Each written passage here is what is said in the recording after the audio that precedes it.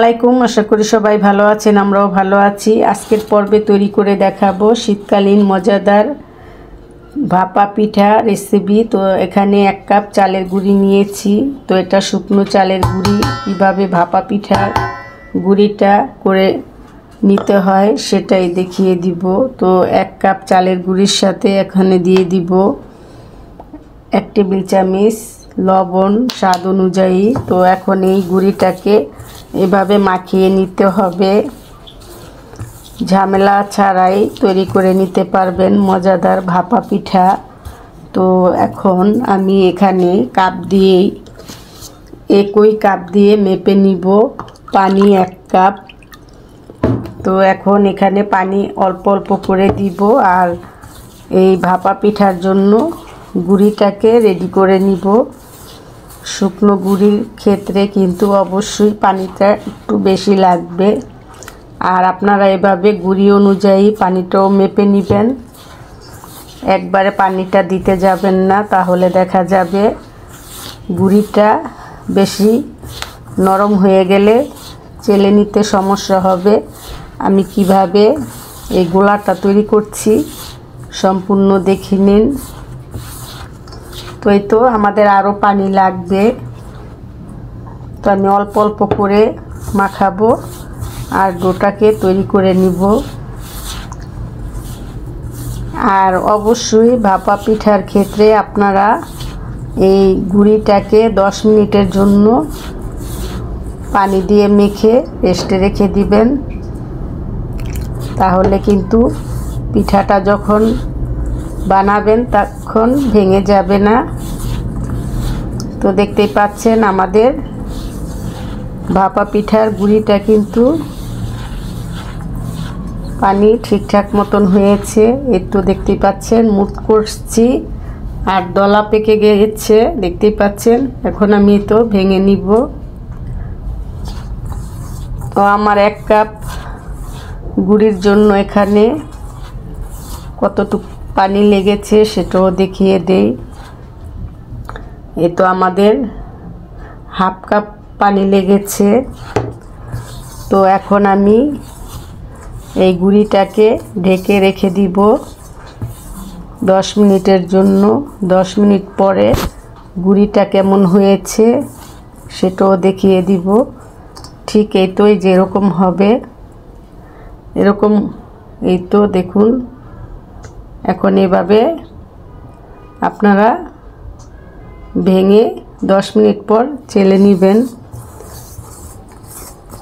তো এখন আমি 10 মিনিটের জন্য রেস্টে রেখে দিব। ফিরে আসব 10 মিনিট পর।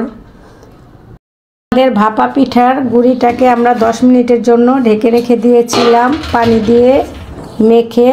তো দেখতে পাচ্ছেন 10 মিনিটে কিন্তু গুঁড়িটার গায়ে পানিটা ভালো মতন ঢুকতে পেরেছে। তো যদি ভাপা পিঠা বানান তাহলে এই নিয়মে বানাবেন, তাহলে পিঠাটা ভেঙে যাবে না।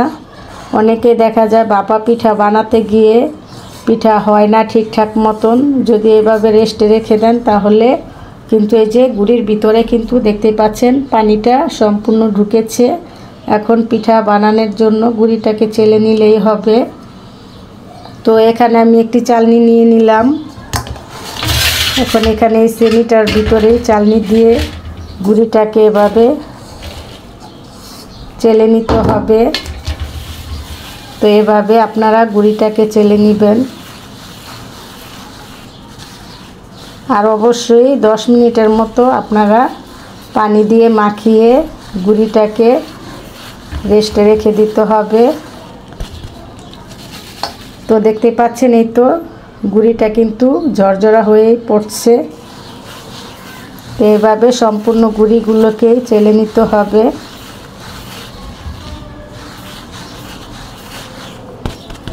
তো আপনারা যদি একটু মোটা দানার ভাপা পিঠা খেতে চান তাহলে আর একটু ছিদ্র যাতে একটু বড় হয় ওরকম চালনি নেবেন। তো আমি এই চালনি দিয়েই চেলে নিব। তো এভাবে সম্পূর্ণ গুঁড়িটাই চেলে কিভাবে পিঠাটা তৈরি করব সেটাও দেখিয়ে দিব। পুরো ভিডিওটা দেখবেন। তাহলে আপনারাও পিঠা ঘরে বানিয়ে খেতে পারবেন, কোনো সমস্যা হবে না।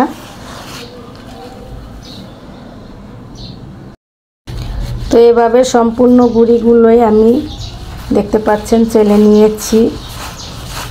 তো এভাবে আপনারা গুঁড়িগুলোকে সুন্দর করে চেলে নেবেন, তাহলে ভাপা পিঠার রেজাল্টটা ভালো হবে।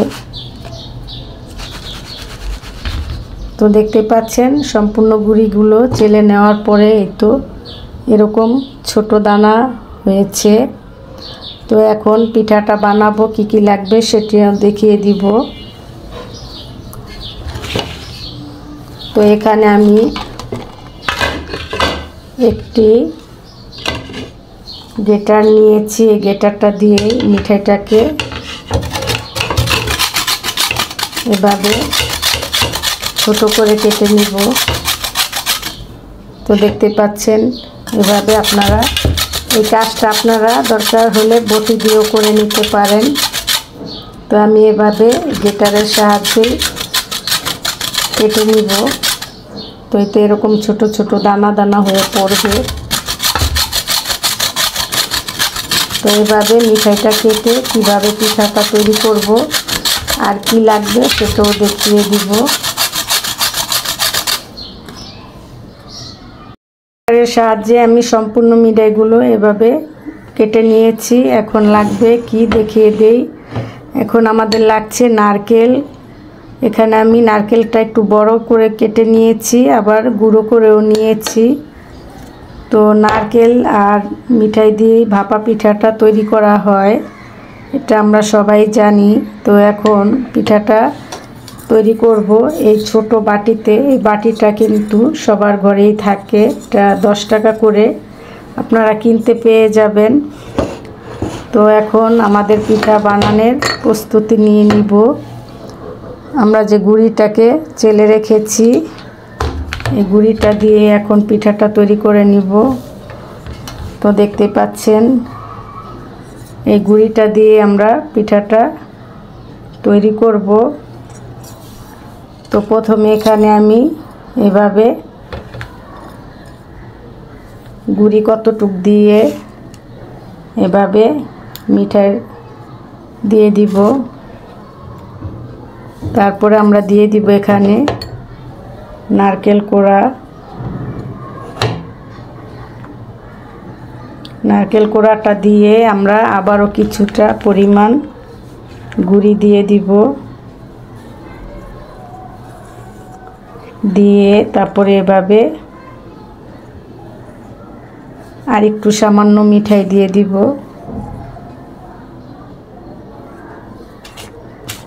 মিঠাই দিয়ে আমরা আর একটু কিছু পরিমাণ দিয়ে দিব নারকেল। তো আপনারা যদি একটু বেশি মোটা করে নারকেলটা দেন, দেখবেন পিঠাটা খেতে কিন্তু আরও বেশি মজা হয়। তো এভাবে কিছুটা গুঁড়ি আবার দিয়ে দিব। আমি 2 লেয়ারে কিন্তু এই গুঁড়িটা দিচ্ছি, হালকা একটু জাতা দিয়ে নিতে হবে। এখন এই পিঠাটাকে আমরা নিব একটি নেটের কাপড়ে। তো এখানে আমি একটি নেটের কাপড় নিয়েছি। এই নেটের কাপড় দিয়ে এভাবে তারপরে আমরা বসিয়ে দিব। তো আমাদের পিঠাটা কিভাবে তৈরি করলাম সেটাও দেখিয়ে দিলাম, গুঁড়িটা কিভাবে চেলে নিলাম সেটাও দেখিয়ে দিলাম, কিভাবে মাখালাম সেটাও দেখিয়ে নিলাম। এখন চলুন আমরা চুলায় চলে যাই পিঠাটা তৈরি করার জন্য। চুলায় চলে আসলাম। দেখতেই পাচ্ছেন আমি একটি হাঁড়িতে পানি বসিয়ে দিয়েছি। তো আমার পানিটাও কিন্তু বলক চলে এসেছে, দেখতেই পাচ্ছেন। তো আপনাদের যদি এরকম হাঁড়ি না থাকে আপনারা গরম পানি বসিয়ে চালনি দিয়েও পিঠাটা তৈরি করে নিতে পারেন। তো এখন আমি এই মাঝখানে এভাবে পিঠাটা দিয়ে এভাবে একটা বাড়ি দিয়ে ঢাকনাটা উঠিয়ে নিলাম। এখন এভাবে ঢেকে দিব যতক্ষণ পর্যন্ত পিঠাটা না হয়। তো এভাবে আমরা পিঠাগুলোকে ভাপ দিয়ে নিব। এখন হড়া দিয়ে ঢেকে দিব। তো এই পিঠাটা হতে হতে আমরা আরও একটি পিঠাও আপনাদেরকে বানিয়ে দেখাবো। আমাদের প্রথম পিঠাটা আমরা বসিয়ে দিয়েছি পানির ভাপে। তো এখন আবার একটি পিঠা আপনাদেরকে বানিয়ে দেখাচ্ছি। তো প্রথমে এভাবে গুঁড়িটা দিয়ে দিলাম। এখন দিয়ে দিব কিছুটা মিঠাই। মিঠাইয়ের পরিমাণটা বাড়িয়ে কমিয়েও নিতে পারেন। তো এখন আমরা দিয়ে দিব নারকেল কোড়া। নারকেলটা দিয়ে তারপরে আমরা দিয়ে দিব আবার কিছুটা গুড়ি। বাইরে কিনে খেতে গেলে কিন্তু অনেক দাম নেয়। তো আপনারা ঘরে রেসিপি ফলো করে এভাবে বানিয়ে খেয়ে নিতে পারেন। আর বাইরে কিনে খেলে কিন্তু একটা পিঠা 30 টাকা 20 টাকা নেয়, তাতে পেট ভরে না। তো এভাবে যদি আপনারা ঘরে বানিয়ে নেন, একত্রে সবাই মিলে কিন্তু অনেকগুলো পিঠা হবে, খেতে পারবেন। তো দেখতে পাচ্ছেন আমি আবারও কিছুটা মিঠাই উপর দিয়ে দিলাম। এখন দিয়ে দিলাম আবার কিছুটা নারকেল কোড়া। তো এখন আমি আবারও কিছুটা গুঁড়ি দিয়ে দিব। গুঁড়িটা দিয়ে এভাবে হালকা একটু জাতা দিয়ে দিতে হবে। হালকা জাতাটা দিলে কিন্তু পিঠাটা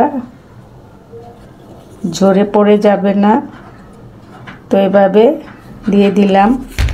তো আমাদের আরও একটি পিঠা তৈরি হয়ে গেল। তখন আমরা ওই পিঠাটা উঠালেই আমরা এই পিঠাটাও আবার সেমভাবেই দিয়ে দিব। তো চলুন চুলায় চলে যাই, দেখি আমাদের ওই পিঠাটা হয়েছে কিনা। প্রথম পিঠাটা দেখব কেমন হয়েছে। তো ঢাকনাটা এখন খুলে নিব। খুলে তারপরে আমরা এই তো এখন কাপড়টাকে একটু সরিয়ে দেখব পিঠাটা কেমন হলো। তো আমাদের প্রথম পিঠাটা কিন্তু দেখতে পাচ্ছেন হয়ে গিয়েছে। এখন আমরা একটি প্লেটে পিঠাটাকে উঠিয়ে নিব।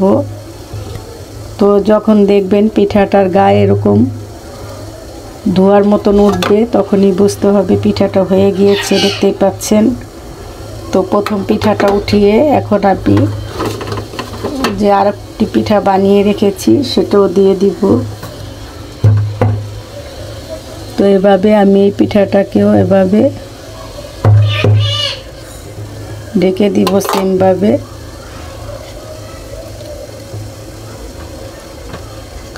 তো এভাবে আপনারা পিঠাটা সিদ্ধ হয়ে গেলে উঠিয়ে আরেকটি পিঠা দিয়ে দিবেন। তো প্রথম পিঠাটা কেমন হয়েছে অবশ্যই কমেন্ট করবেন।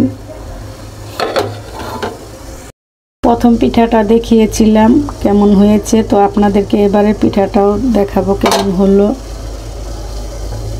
তো দেখতে পাচ্ছেন এবারে পিঠাটাও হয়ে গিয়েছে। তো এখন আমি এবারের পিঠাটাও উঠিয়ে নিব আর একে একে সম্পূর্ণ পিঠাগুলোই বানিয়ে আপনাদেরকে এখন দেখাবো আমরা। তো ইতিমধ্যে আমাদের সম্পূর্ণ পিঠাই বানানো হয়ে গিয়েছে। আশা করি আপনারা বুঝতে পেরেছেন। তো এভাবে সম্পূর্ণ পিঠাগুলোই বানিয়ে নিয়েছি আমরা। তো এখন আমরা আপনাদেরকে পরিবেশন করেও দেখাবো। তৈরি হয়ে গেল শীতকালীন মজাদার ভাপা পিঠা রেসিপি। কিভাবে বানালাম সম্পূর্ণ আপনাদের সাথে শেয়ার করলাম। আশা করি আপনারা এই শীতের সিজনে এই রেসিপি ফলো করে পিঠা বানিয়ে খেয়ে নিতে পারবেন। তো ভালো লাগলে অবশ্যই লাইক দিয়ে দিবেন। ভালো থাকবেন, সুস্থ থাকবেন, আমাদের জন্য দোয়া করবেন যাতে আমরা এরকম মজার মজার রেসিপি আপনাদেরকে দেখাতে পারি। আল্লাহ হাফেজ।